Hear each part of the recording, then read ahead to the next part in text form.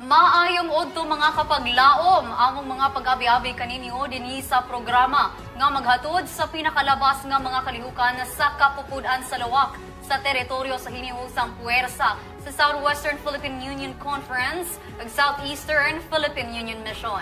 Kiniyong kapaglaom, Annalisa La Victoria.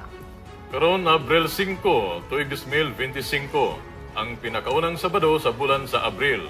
Among hatod diha kaninyo ang mga pinakalabas nga balita nga nagsabwag sa kamatuoran ug nadalag og dakong paglaom uban ang pwersa sa katawan sa Dios.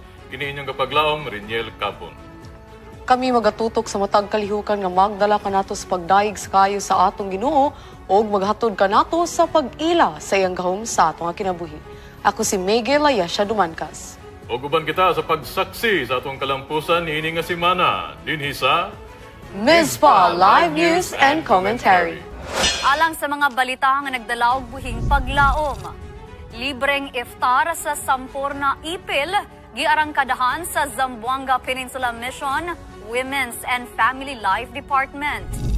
Og Bungmala Adventist Academy nagselebrar sa Luminares 25th Moving Up and Graduation.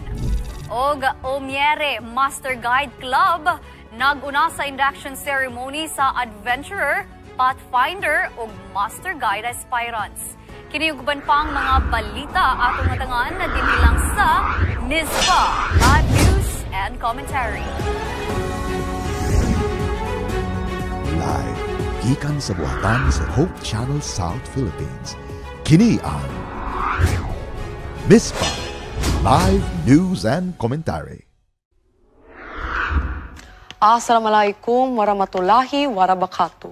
Samtang ang atong mga igsoong Muslim nagsaulog niining balaan nga panahon sa pagpuasa, pagpamalandong o pagpasalamat, nagkahiusa kita sa espiritu sa panaghiusa, pagkamanghinatagon o pagtuo. Ang Women's and Families Life Department sa Zamboanga Peninsula Mission usab na nagtag og libreng iftar sa Sampurna Ipil. Alang niya ng nindot nga kalihukan, aniya si Kapaglaom Gani Olarte. Kapaglaom? Libreng iftar ang gipanagtag sa mga sobra 50 ka mga panimalay sa Moske sa Sampurna, Ipil, Zamboanga, Sibugay. Gipasiugdahan sa ZPM Women's and Family Life Directress Sharon Dulang uban sa pipila ka mga workers sa ZPM ang paghatag sa libreng iftar sa mga katawhan sa Moske sa Sampurna, Ipil, Zamboanga, Sibugay. May peace, mercy, and blessing of Allah be upon you. As Women's Ministry Director of Zamboanga Peninsula Mission, we are honored to share meals with our Muslim friends during Ramadan. This initiative reflects our sincere desire to foster unity, respect, love within our diverse community. From the depth of our heart, we want them to feel that we are all cherished in God's sight.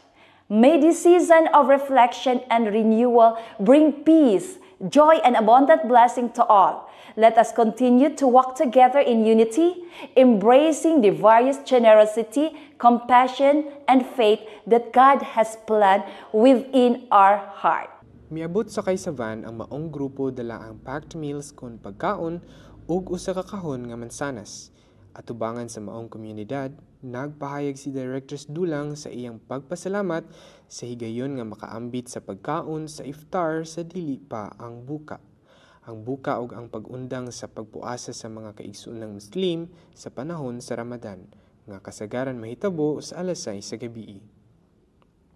For our Muslim brothers and sisters, we would like you to understand that we in the Adventist Church are one with you in celebrating your holy month of Ramadan.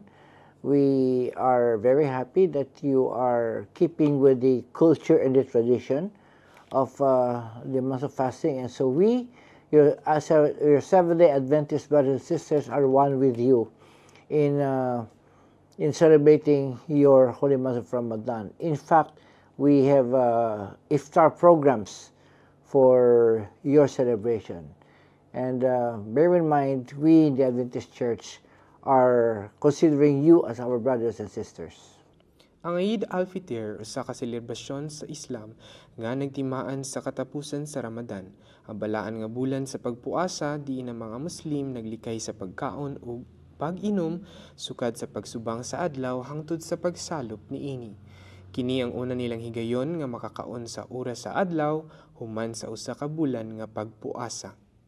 Ang Arabic nga kahulugan sa Eid al-Fitr tukma nga naghisgot sa maong selebrasyon nga nagpasabot og pista sa pag-undang sa pagpuasa. Ang tiunay nga paghigugma sa atong mga kasilinganan walay gilantaw nga tribo o kaliwatan kundili nagabase sa paghigugma pinasikad sa gimando sa atong langitnong amahan. Gikan dinhi sa Zamboanga Peninsula Mission, ini si Kapaglaom Gani Olarte alang sa Mispa Live News.